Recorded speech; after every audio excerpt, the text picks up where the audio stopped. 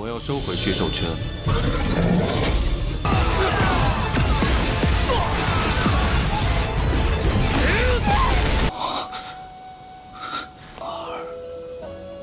你的声音的名字，神车，让我看看你。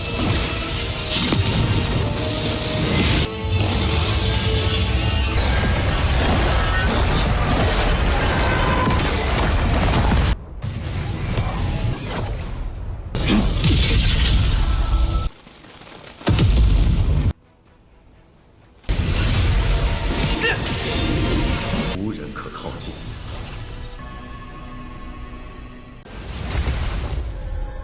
Halo guys, welcome back to KD Universe. Akhirnya kita bakal melanjutkan spoiler lagi untuk episode 85 Xianli alias Babang Wanglin. Kalian pasti udah pada kepo kan dengan kelanjutannya karena hampir seminggu udah nggak lanjut nih. Nah, di part sebelumnya guys, kita semua melihat pertarungan sengit antara Wanglin melawan Guo Tongjiang. Yang ternyata Guo Tongjiang mengincar Wanglin karena merasa dia kalah tenar guys. Awalnya sih terjadi pertarungan sengit di antara mereka, tapi berakhir Wanglin mendominasi, membuat si Guo Tong terluka parah dan berakhir memohon ampun, berjanji bakal menuruti semua permintaan Wanglin. Wanglin bertanya mengenai bendera jiwa miliknya yang lumayan kuat. Ternyata Wanglin mendapatkan informasi baru, kalau jiwa yang berada di dalam bendera itu bisa ditukarkan dengan yang namanya fragmen jiwa Nasken Soul. Tepatnya di sekte pengekstraksi jiwa guys. Nah maka dari itu kita pun masuk ke intro ya guys ya. Hehehe.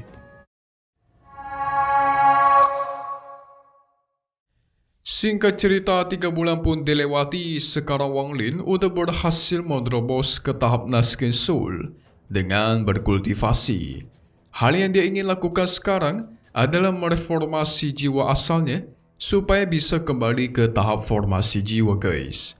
Tapi dia menyadari sesuatu hal yang cukup mengejutkan, yaitu dia tuh merasa sekarang seluruh wilayah sekte pemurnian jiwa sedang terpancar energi yang sangat kuat, bahkan melepaskan fragmen jiwa. Oleh karena itu Wanglin mencoba memahami kembali soal yang namanya bendera jiwa guys. Sebelumnya kan dia sudah mengetahuinya nih, kalau sekte pemurnian jiwa bisa menyegel fragmen jiwa ke dalam bendera. Kalau sekte ekstraksi jiwa bisa mengambil jiwa dari makhluk hidup dan buat dikendalikan. Nah, cuma yang dia bingung adalah apa fungsinya dari sekte pemeterai jiwa coba. 我要收回去手权。 Dia menduga kemungkinan harta bendera milik sekte pemurnian jiwa ini merupakan harta bendera yang terkuat. Soalnya harta bendera miliknya ini kan akan terus bertambah kuat kalau dia menyerap fragmen jiwa di tahap tingkat tinggi. Tapi beda sama harta bendera milik sekte ini. Jadi anggapan si Wanglin punya dia tuh lebih kuat guys. Untungnya aja selama 3 bulan ini dia berlatih sambil menyerap fragmen jiwa di wilayahnya. Alhasil mendapatkan 1 fragmen jiwa di tahap awal Nasken Soul. Dan itu membuat bendera jiwa miliknya semakin kuat. Tapi karena masih belum puas, dia mencoba mencari praktisi di sekitar sana untuk dicuri bendera jiwanya guys. Alhasil dia pun bertemu beberapa dan bertarung melawan mereka. Untungnya Wanglin memiliki pengalaman sangat banyak. Dia berhasil mengalahkan para musuh dan mencuri fragmen jiwa di bendera mereka.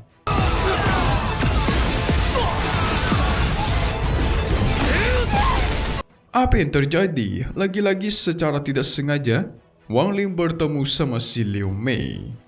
Liu Mei menasihati dia agar segera pergi dari benua ini. Soalnya dia yakin bakal ada bahaya besar yang menimpa Wanglin sebentar lagi. Jelas menerima nasihat itu, Wanglin pun jadi overthinking guys. Menjadi cemas dan selalu memikirkannya. Apalagi dia sebenarnya tidak tahu apa tujuan Liu Mei datang ke sekte ini.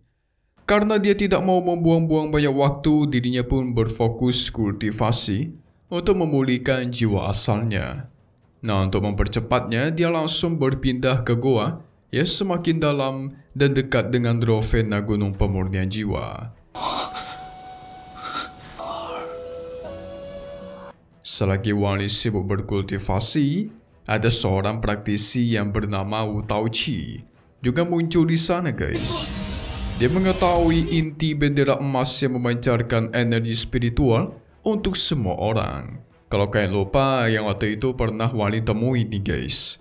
Dia langsung mencoba menghancurkan formasinya dan mengalahkan para binatang penjaga yang ada. Tapi mereka sangat kuat. Dia sama sekali tidak bisa mengalahkan para binatang penjaga itu. Sampai-sampai dia pun kehilangan harapan guys. Tidak lama dari itu, Wang Lin pun bangkit dan menyelesaikan kultivasinya. Sekarang dia sudah mencapai ke tahap formasi jiwa. Mantap. Kembali ke ranah dulu guys.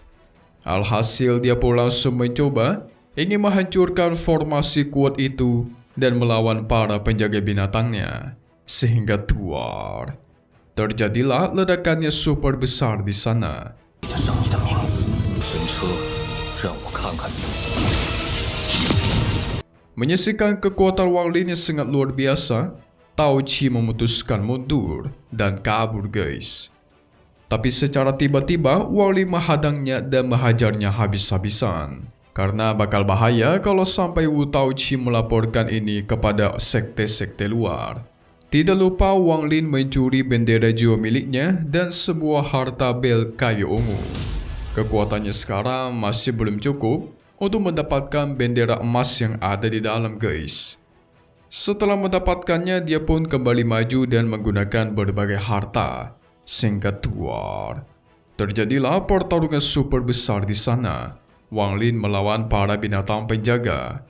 Dia bertekad tidak akan menyerah sebelum mendapatkan bendera jiwa legendaris. Pertarungan terjadi begitu sengit antara Wang Lin dengan para binatang penjaga. Dia merasakan energi jiwa yang dikeluarkan oleh para binatang ini itu jauh lebih kuat dibandingkan milik Tianhou yang kemarin.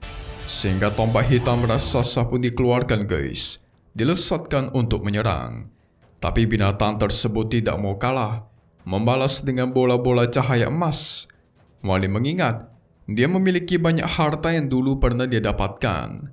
Alhasil, harta lonceng pun dikeluarkan untuk menekan binatang penjaga tersebut.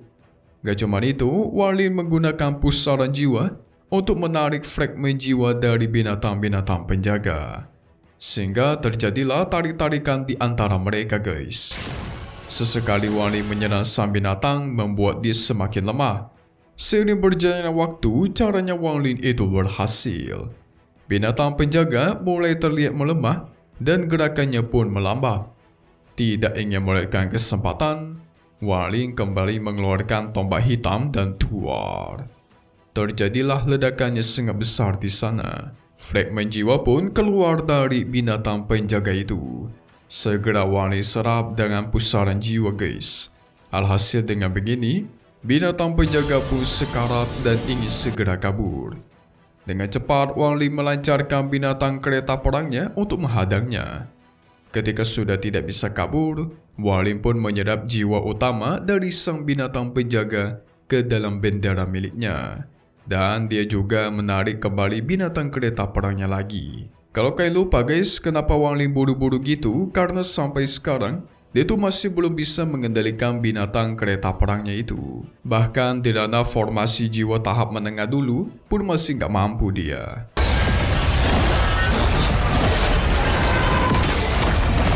Setelah pertempuran besar itu berakhir, Wang Lin merasakan ada yang aneh. Harusnya pertarungan besar tadi itu bakal menarik perhatian dari para tetua sekte ya kan? Tapi kok sampai sekarang gak ada seorang pun yang datang untuk menyelidikinya ya? Tapi tidak lama dari itu, Wang Lin pun sadar. Seakan-akan ada orang gitu yang mengawasi dia dari jauh menggunakan harta pemantau. Oh alah, itulah alasan selama ini dia tidak merasakan adanya seorang pun di sekitar. Ternyata udah dipantau dari awal guys. Wang Lin segera memulihkan diri dengan cepat. Tapi kali ini untuk memulihkan jiwa asalnya secara penuh membutuhkan pil khusus dan energi spiritual yang besar.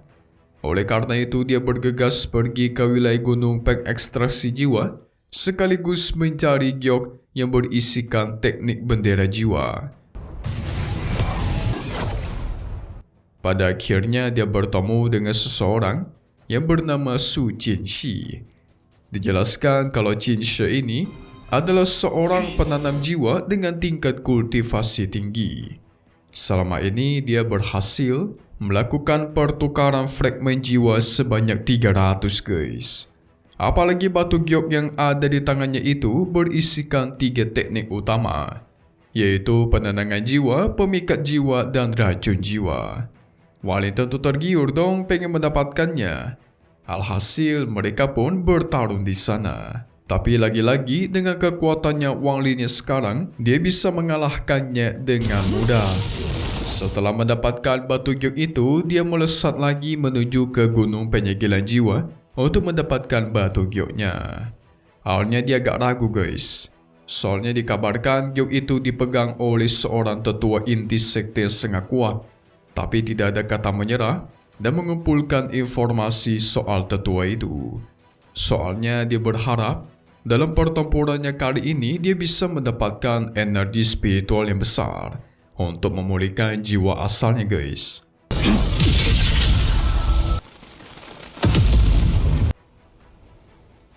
Singkat cerita, akhirnya Wang Lin sampai ke tempat tetua inti itu yang dijaga oleh 9 penjaga. Tanpa basa-basi, Wang Lin maju dan menyerang. Dia bahkan mengeluarkan binatang penjaga yang dia tangkap tadi dan menyegel area sekitarnya supaya tidak ada yang bisa kabur. Semua penjaga yang di sana tentu terkejut, apalagi Wang Lin bisa mendominasi walaupun dikepung oleh mereka. Tapi nggak lama dari itu, muncullah suara seseorang yang menyuruh para penjaga agar mundur. Dan ternyata, itu adalah suara dari sang tetua inti yang Wang Lin incar guys batu gioknya. Tapi yang mengejutkannya lagi, tetua inti tersebut merupakan leluhur dari sekte pemurnian jiwa. Dan dia sedari awal sudah menduga hal ini, menunggu kedatangan Wang Lin dari 2 tahun yang lalu. Hah? Kok dia bisa tahu guys? Ramalan kah, prediksi kali? Sebenarnya tetua ini orang yang sangat baik. Dia bahkan tidak ingin bertarung dengan Wang Lin. Melainkan dia pengen membantu Wang Lin dengan memberikannya 3 hadiah. Yang pertama, dia langsung mengusir si Liu Mei dari sekte ini karena dia tahu jelas Liu Mei adalah ancaman buat si Wang Lin. Yang kedua, tetua itu bakal membantu Wang Lin untuk memulihkan jiwa asalnya. Jadi dia memberikan Wang Lin sebuah energi spiritual yang sangat besar untuk mempercepat proses pemulihan jiwanya itu.